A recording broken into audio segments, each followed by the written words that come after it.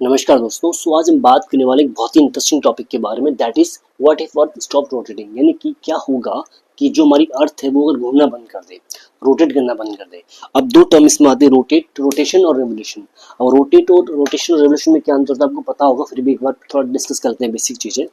ये ग्लोब है, अर्थ है, मान लो अर्थ अपने एक्सिस पे घूम रही है, दिस इज रोटेशन।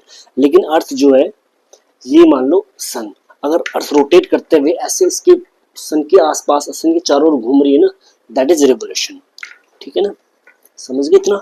अब बात है नेक्स्ट, अब रोटेशन से क्या क्या होता है, रेवोल्यूशन से क्या क्या होता है। ठीक है, रोटेशन, पहली बात तो ये जो अर्थ हमारी है ना, 1670 किलोमीटर प्रति घंटे की रफ्तार से अर्थ रोटेट कर रही है अपने एक्सिस पे। और रेवोल्यूशन जो कर रही है, जो सूर्य के चारों ओर चक्कर लगा रही है, वो 1,07,000 किलोमीटर प्रति घंटे की रफ्तार से सूर्य की चारों ओर चक्कर लगा रही है। ठीक है, मीन से होता क्या है, रोटेशन से दिन और रात होते हैं, उनका एक क्रम बना रहता है। टाइड्स, ज्वार भाटाएं जो आती है जनरल, सेंट्रीफ्यूगल फोर्स उत्पन्न होता है पृथ्वी पे, मैग्नेटिक फील्ड बनता है। ठीक है, और एटमॉस्फेयर जो होता है पृथ्वी का, वो संतुलन में बना रहता है।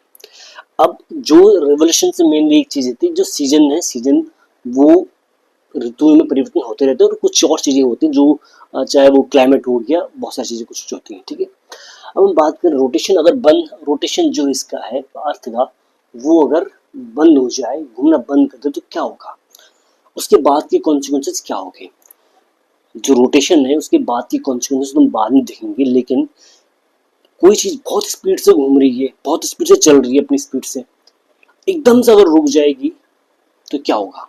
सपोज आप एक गाड़ी में बैठे हुए हो, कार आपकी 100 किलोमीटर प्रति घंटे की स्पीड से दौड़ रही है, और अचानक से ब्रेक मारते हो, तो आपके साथ क्या होगा।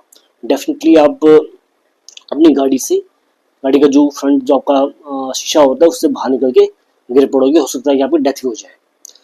वो 100 किलोमीटर पे, ये 1670 किलोमीटर की स्पीड से जब घूम रही है, तो डेफिनेटली जब अगर ये रुकती है, तो उस पॉइंट ऑफ टाइम में लगभग आधी दुनिया हो सकता है कि खत्म हो जाए। मैं यहाँ पे खड़ा हूँ, अगर रुक जाए तो हो सकता है ये जो दीवार, इतनी मजबूत दीवार है, दीवार टूटे नहीं टूटे, लेकिन मैं टूट जाऊंगा। और जो चीजें अपनी जगह पे है, वो सकता है कितने किलोमीटर दूर, कहाँ से कहाँ अस्त व्यस्त हो जाएंगे बेसिकली।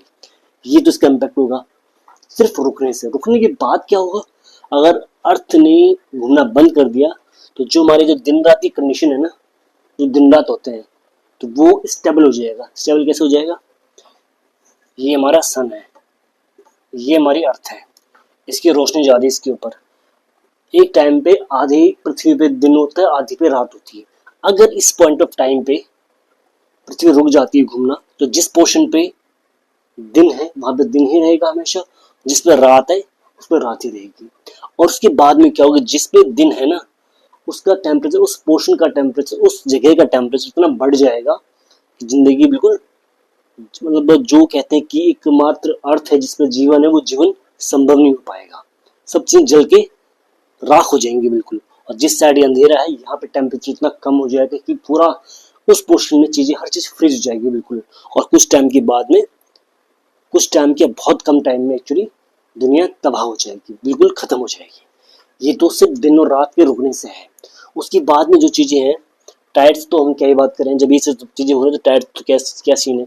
सेंट्रीफ्यूगल फोर्स क्या होता है, एक होता है सेंट्रीफ्यूगल फोर्स, एक होता है centripetal force. Centrifugal force basically बाहर की ओर धकेलता हमें, एक भारी बल होता है ये। सेंट्रीफ्यूगल फोर्स को एक इनर्जी फोर्स भी कहते हैं हम। एक दूसरा जो फोर्स होता है उसे सेंट्रीपेटल फोर्स कहता है, वो हमें अंदर की ओर खींचता है। अब ये कि सेंट्रीफ्यूगल फोर्स के कारण जो हमारी अर्थ है, इसका जो इक्वेटर है ना, इक्वेटर पे आपने देखा थोड़ा, इक्वेटर पे चौड़ापन है पृथ्वी का, वो क्या अंडापन जो है ना, अंडाकार जो है अर्थ पे, वो सेंट्रीफ्यूगल फोर्स के कारण ही है। अगर सेंट्रीफ्यूगल फोर्स खत्म हो जाएगा, तो वो जो हमारी अर्थ है ना, इसकी शेप में चेंज हो सकता है। और ये जो हम कहते हैं, वैसे तो आपको पता तो होगा ना, जो अर्थ हमारी गोल नहीं है, उसको ज्वाइड एक शेप कहते हैं, फिर उसको अंडाकार आप कह सकते हो, मतलब लेमन लैंग्वेज में, लेकिन गोल तो नहीं है अर्थ। लेकिन अगर ये जो सेंट्रीफ्यूगल फोर्स अगर खत्म हो जाता है, तो हमारी जो अर्थ है गोल हो सकती है। बहुत धीमा प्रोसेस होगा, लेकिन हो सकती है। पहली बात तो ये। दूसरी बात, जो हमारी इक्वेटर पे जो वजन जो होता है ना, बहुत कम होता है इक्वेटर पे, कुछ कम होता है, और जो पोल्स पे वजन ज्यादा होता है। लेकिन सेंट्रीफ्यूगल फोर्स खत्म होने के बाद में वजन जो होता है ना, यहाँ पे ज़्यादा हो जाएगा, हर चीज़ का वजन भारी हो जाएगा।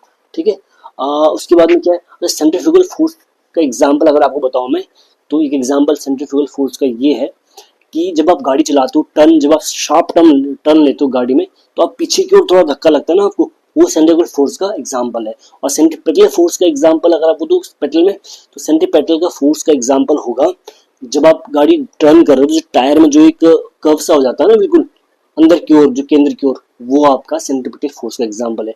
सेंट्रीपेटल फोर्स को वास्तविक बल कहते हैं, ठीक है, और सेंट्रीफ्यूगल फोर्स को इमेजिनरी फोर्स कहते हैं। सेंट्रीफ्यूगल फोर्स का एक और एग्जांपल आपको बताऊंगी, जो वॉशिंग मशीन जो होती है हमारी, जो ड्रायर होता है, जब आप उसमें पानी चलाते हो तो पानी इस तरह से फैलता बाहर की ओर, तो वो भी एक सेंट्रीफ्यूगल फोर्स का एग्जांपल है। ठीक है, दूसरी चीज इसमें ये है कि जो इसका मैग्नेटिक फील्ड है ना अर्थ का, अगर रोटेट करना बंद कर दे तो इसका मैग्नेटिक फील्ड बहुत वीक हो जाएगा, और अगर मैग्नेटिक फील्ड वीक हो गया तो जो सन से आने वाली जो रेडिएशन है वो डायरेक्ट पृथ्वी पर आएंगी और उससे हमें बहुत ज्यादा हार्म होगा।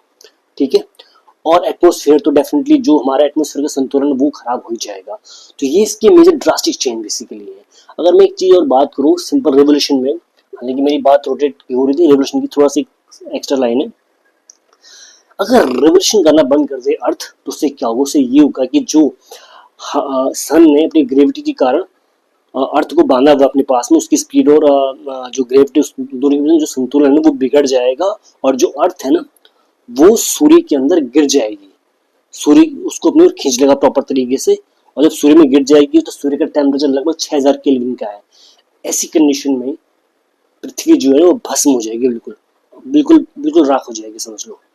तो उस कंडीशन में भी जीवन खत्म है।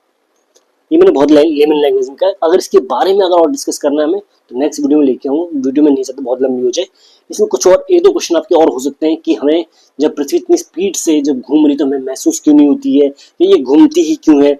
अगर इन सवालों के आपको जवाब चाहिए तो आप लीव अ कमेंट, ठीक है ना, let me know in the comment. मैं नेक्स्ट वीडियो में पक्का आपको बताऊंगा। अब ये तब अगर आप अब कमेंट में लिखोगे, अदरवाइज इट्स माय डिस्क्रिप्शन कि मैं लेके आऊंगा कि नहीं लेके आऊंगा। लेकिन अगर आप कमेंट में छोड़ते हैं तो दैट्स माय रिस्पॉन्सिबिलिटी, मुझे लेके आनी पड़ेगी। ठीक है, तो फिलहाल thanks for watching this video. अगर आपको वीडियो थोड़ा सा इंटरेस्टिंग लगी हो तो please subscribe this channel and like the video. ठीक है, and God bless you all.